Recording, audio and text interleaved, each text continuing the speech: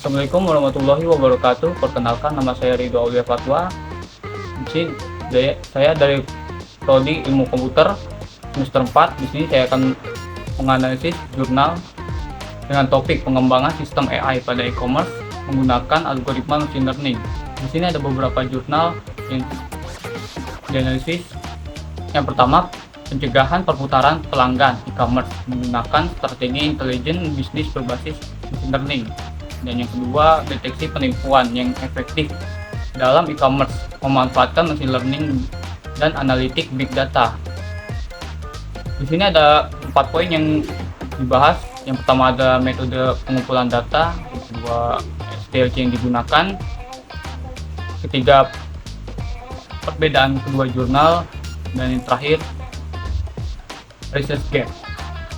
Dan di sini kita akan membahas bagian yang pertama, metode pengumpulan data. Metode pengumpulan data yang digunakan pada kedua jurnal adalah kuantitatif, karena metode ini mengumpulkan data yang struktur melalui instrumen pengukuran seperti kuesioner atau observasi sistematis. Data yang dikumpulkan kemudian dianalisis menggunakan metode statistik untuk menghasilkan angka-angka yang generalisasi. Pada jurnal yang satu, tingkat perputaran di industri e-commerce sangat tinggi sehingga harus memeriksa cara untuk mengurangi perpindahan pelanggan dalam online shop. Maka dimungkinkan untuk memprediksi kecenderungan perdagangan pelanggan di masa depan menggunakan data yang relevan yang digunakan dan dianalisis. Dan yang kedua, jurnal yang kedua menggunakan model terlatih akuntansi, analitik, dan sistem informasi untuk menemukan sel data yang dapat digunakan dalam proses pendeteksian penipuan keuangan berbasis machine learning dan mengidentifikasi transaksi penipuan. Dan poin yang kedua, SDLC yang digunakan pada jurnal. Yang jurnal pertama menggunakan SDLC Agile, sangat menekankan pada pengembangan komunikasi dan kolaborasi yang efektif dalam anggota tim, serta mempertimbangkan elemen manusia yang penting untuk keberhasilan proses pengembangan metodologi ini, khususnya bermanfaat untuk proyek dengan ketidakpastian yang tinggi, di mana persyaratan cenderung sering berubah, dan di mana jurnal perbedaan antara jumlah nasabah yang hilang dan tidak hilang menjadi hal yang penting ketika mendapatkan set data pelatihan. Pada jurnal yang kedua, menggunakan Rapid Application Development atau RAD. Di sini bertujuan untuk memberikan prototipe fungsional yang cepat, memungkinkan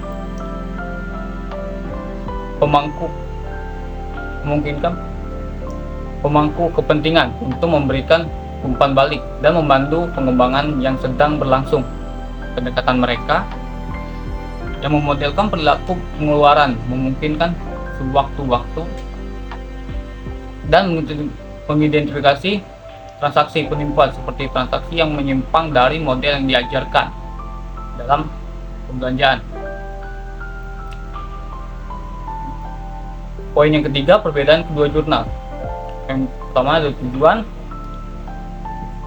jurnal pertama adalah mendeteksi calon pelanggan yang berpindah dan mencegah perpindahan pelanggan dengan tindakan retensi sementara, dan penting juga untuk memahami mengapa pelanggan memutuskan untuk pergi, menerapkan strategi win back yang disesuaikan. Dan yang jurnal kedua tujuannya untuk mengungkap taktik berbasis pembelajaran mesin yang digunakan oleh dalam transaksi keuangan penipuan dan mengevaluasi kesenjangan penelitian untuk mengungkapkan tren di bidang ini dalam upaya mengungkapkan aktivitas keuangan terlarang atau pembayaran yang salah. Yang kedua, hasil. Pada jurnal pertama, tentunya mempertahankan pelanggan yang sudah ada merupakan pilihan yang terbaik untuk mempertahankan bisnis e-commerce ini. Studi ini menyediakan kerangka kerja yang menggunakan machine learning, khususnya mesin vektor pendukung, untuk mendeteksi kemungkinan perpindahan klien. Dan jurnal kedua adalah nilai negatif menunjuk bahwa model lebih cenderung memperkirakan kasus non penipuan, sedangkan nilai positif yang menunjukkan bahwa model lebih cenderung memprediksi kasus penipuan. Dan poin yang terakhir adalah research gap. Research gap dari kedua jurnal ini adalah yang pertama, population gap, di mana kelompok tertentu lebih rentan terhadap deteksi penipuan yang salah atau tidak teridentifikasi sebagai berisiko untuk perputaran. Oleh karena itu, penting untuk memastikan bahwa data yang digunakan dalam pengembangan model mencakup representasi yang memadai dari seluruh populasi pelanggan.